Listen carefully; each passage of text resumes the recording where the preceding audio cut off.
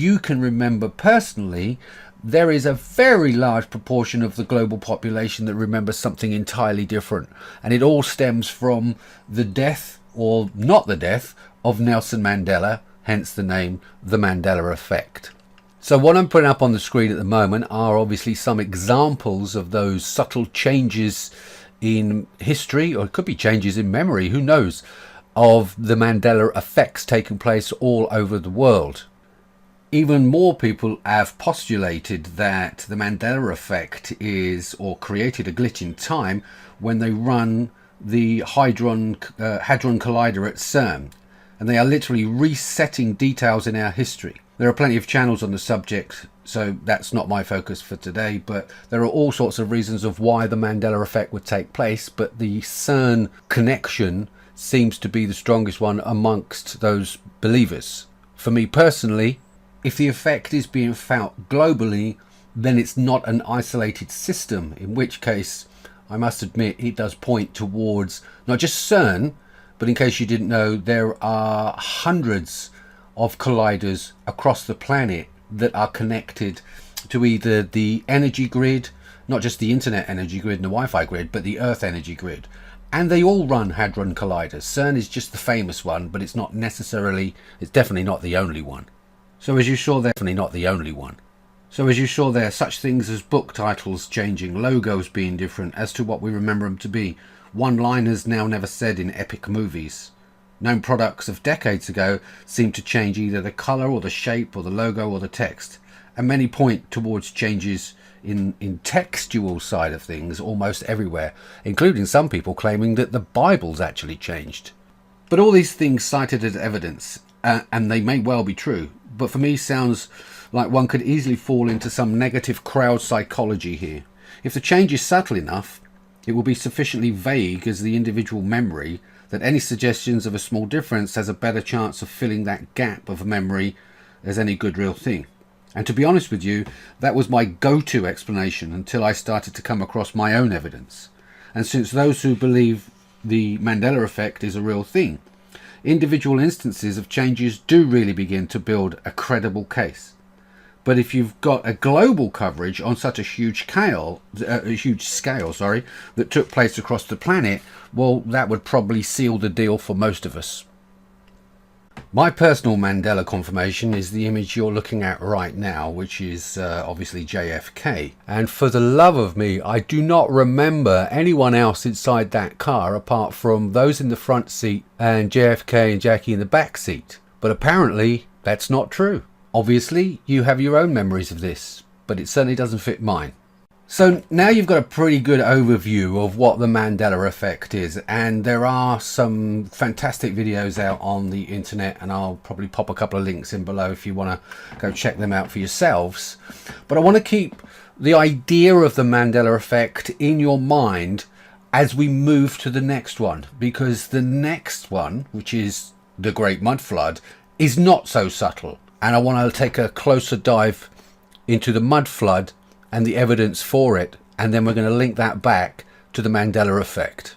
So what is the Great Mudflood? So for those of you who have not heard about this, and I'm not surprised if you haven't, you'll understand why in a second. So let me just start by asking the question, would it be possible to hide a complete history, such a recent complete history kept as a complete secret? What if I told you we had an entirely different history up until 250 years ago? And prior to that era, there was a civilization which has been almost eradicated from the history books, maps and references, and even erased from a collective consciousness. Welcome to the Mudflood.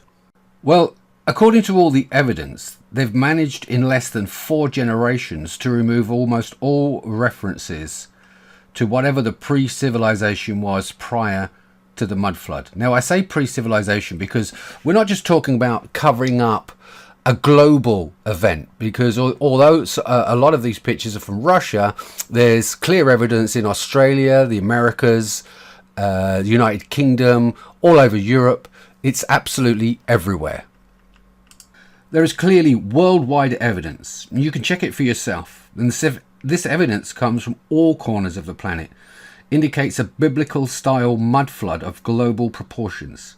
It's buried great cities, wiped out millions of people, and literally reset the whole of modern civilization less than 250 years ago. Now, you can imagine just after a calamity as large as this on such a scale, and having had most of the population, or at least a large proportion of the population, wiped out, they needed to repopulate. They needed to redistribute people to those areas that were worst affected in order to reset civilization as we now know it. And as you've seen clearly there, the evidence is all over the world in terms of the buildings and the evidence of the flood actually being there. So what do we do after such a calamity? Well, we distribute our people, or the people that have got left, and unfortunately most of those people were children. Which brings me to the next piece of evidence that fits perfectly with the mud flood theory, and that is, in case any of you have ever heard of the phrase orphan trains. Now, the orphan trains weren't just literally trains full of orphans, obviously, and they were literally shipped around and sold as members of the new family all over the world. But obviously the Americas and the West at the turn of the 19th century have got a lot of press as regards the orphan trains, but I can assure you they were in Russia. Their children were shipped out to Australia, all over the world, in order to rebuild a civilization that had just suffered a global cataclysmic event that we now know as the mud flood. Now, as you can see from these 19th century images I've managed to dig up, the orphan trains were real. The idea of orphanages and fledglings, which is, obviously young children, they're being resettled all over the world. And the number of children being resettled goes into the hundreds of thousands. So if we take a look at some of the actual evidence of these orphan trains repopulating areas, and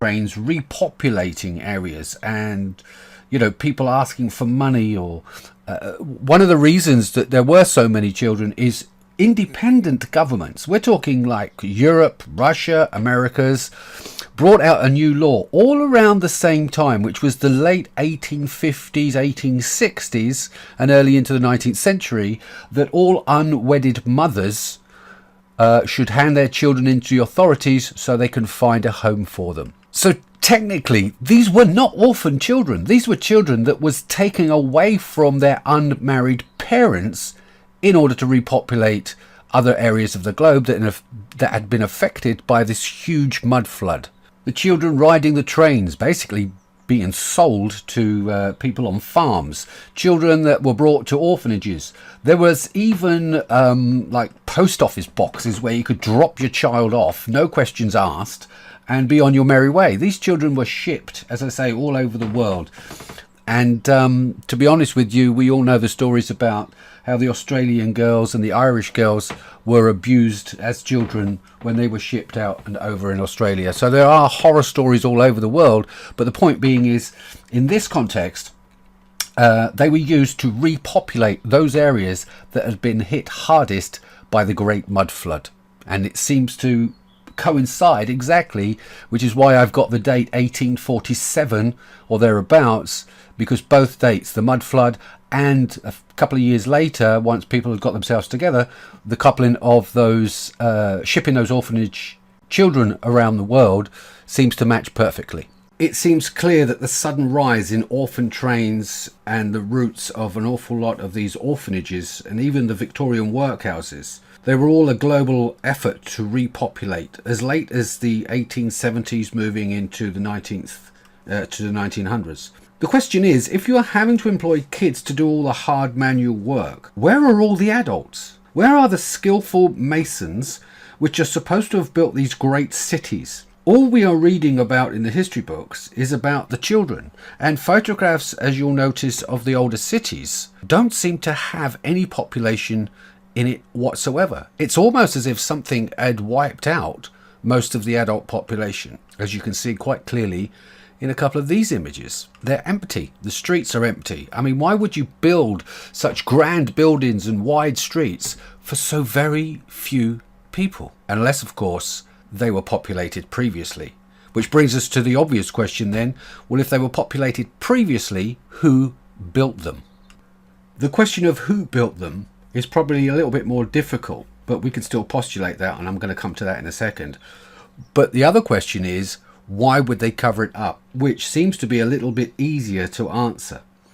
Some of the leading researchers on the Mudflood have postulated their own ideas, and I tend to agree with them.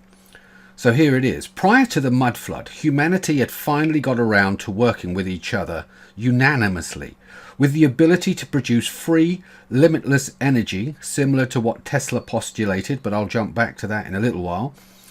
And they lived in balance with the planet and make sure that the global population had shelter, was well fed, and the energy was transmitted via Wi-Fi, similar to Tesla's tower, to every residence, every building, in ways that we can't understand at the moment. So the bottom line is, why would they reset the Mudflood? Well, my guess is that the new system that we call capitalism was an ideal time for these people to reset modern humanity and start charging, making a profit obviously, from the energy that was previously free. Now you might think this is crazy, but before we go any further on that, I want to take a quick look at the civilization many believe were the forefathers of these magnificent cities. Some of them are called star cities, as I'll show you in a little while. Others of them have called them by their name, which is Tartarians or Tartarians, whatever you want to say it. But the great empire of Tartaria or Tartaria spread across most of Europe, and their architecture can be seen absolutely everywhere, all over the planet. And as I said, the one thing that they had was free energy, allegedly. I tend to believe them because it gives a damn good reason why anybody would want to reset a civilization that was once not metered on electricity to one that now has to pay for everything, including the advent of the oil industry to make more profit at the sacrifice of the planet. Whereas the previous civilization, pre-Mudflood, so we're looking at the 16th, 17th centuries, these people had no use of oil, no need of oil, because they were literally pulling electricity out of the ether. So just to reiterate, we've now covered the Mandela effect, where reality seems to change. We've covered the Mudflood, the orphan trains, and now you've seen this hidden history of Tartaria. And we believe that Tartaria were the forerunners and architects and engineers that created the civilization prior to the Mudflood. Which brings me to the last point before I consolidate and join all the dots, as if you haven't already joined them. I'm going to round all of this up and why it's all relevant to each other in a very short while. But just before I consolidate all that, just remember to subscribe, like, press the bell so you know when my next upload is, and I'll move on with the final section now of the last dot, should I say, because I believe that the inventions of Nikola Tesla were in fact Tartarian known knowledge, maybe in book form, whatever, and Tesla was in fact Tartarian himself, or well, at least he was born in Tartaria, according to the maps, or very close to it, because we don't exactly know how far their empire stretched, but we do know they had lots of star cities, which you've seen earlier on the video there. But the point being is that Tesla would have been influenced, or at least his father, his grandfather, his whole family tree would have been influenced by the Tartarian Empire. And if the Tartarian Empire had free energy and other completely different ways of living apart from capitalism, then Tesla would have had access to it, especially if his own knowledge and interest was in engineering. It seems a bit more of a coincidence, as you can see from some of these images, and this one in particular dates back to the 16th century. These are actually Chinese ships, and that sure as heck looks like a Tesla tower. In other words, it's pulling energy. It's an electric ship. Nobody's actually sailing it. Nobody's rowing it. So you've got to ask yourself that something that looks like a Tesla tower there, something that looks like a Tesla tower well, we've come to know what Tesla towers look like, but all of these small little baubles come to know what Tesla towers look like, but all of these small little baubles and some of the old flagpoles, people postulate that these were the things that drew the electricity back out of the air. So you had Wi-Fi electricity. The fireplaces, as you can see there, of old were not actually used to burn coals, but they were that back metal plate heated up, because on lots of these fireplaces there is no soot, no fire was ever burnt in there, and the two front iron stances that you see there conducted again the Wi-Fi electricity around the property, both heating it and transferring it to other rooms of the house. So I'm guessing that Tesla did have access or to some knowledge of these previous civilizations. I might even believe Tesla was giving us the means to fight back in a passive sense. Like, look, here's what was. Okay, so try and get this out there, use it. But unfortunately, he was shut down, and the powers to be that used the Mudflood for this reset to make profit, purely for greed, that was their chance to actually take control of the planet and try and eradicate any histories connected to Tartaria, the Mudflood. We don't want to talk about the orphan trains to repopulate after the Great Flood, or because we just simply don't want you to know about the reset. So all but a few records now remain of Tartaria, the empire, the pre-Mudflood of the mid-18th century. I said 1847, but I'm, edging my bets a few years either side, but around about that time. So you can begin to connect the dots yourself. And the last dot that I want to connect, which is the biggest one, is the Mandela effect. Because having said all this against bankers and those people who wanted to reset our system again, those who wanted to profit from our greed, the other effect, which is why I mentioned it right at the beginning, the Mandela effect, it could well be the world's largest Mandela effect. And not even those who reset it actually realized it was a Mandela effect. So if you will, the best way to describe it is that if there was a twist in time, because the Tartarian Empire was spread globally, it was like leaking time all over the place, little clues. So those subtle changes, i.e. most of them will wipe it from the history books. But all of these other little bits and pieces are left, similar to the logos and, these small minutiae of changes that have taken place. The Mudflood could be exactly that, a massive global Mandela effect that has left clues for us to find, small ones on their own, but as an accumulative ball of knowledge, overwhelming evidence that there was a Mudflood, there was a cover-up. The system changed from a free system to a system where you have to pay to play. Now, I haven't got time today to go into all the details of how they initially set the system up, because, it would take too long. But just think for a moment, did Tesla come up with all of those ideas himself? Could he possibly have been a Tartarian?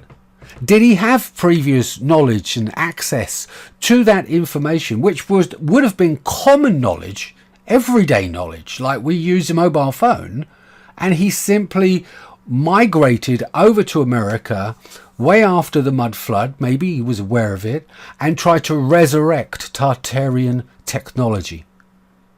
I don't know, I'm speculating on this, but I'll leave those questions for you. And could the Mudflood be one huge glitch in the matrix as a Mandela effect?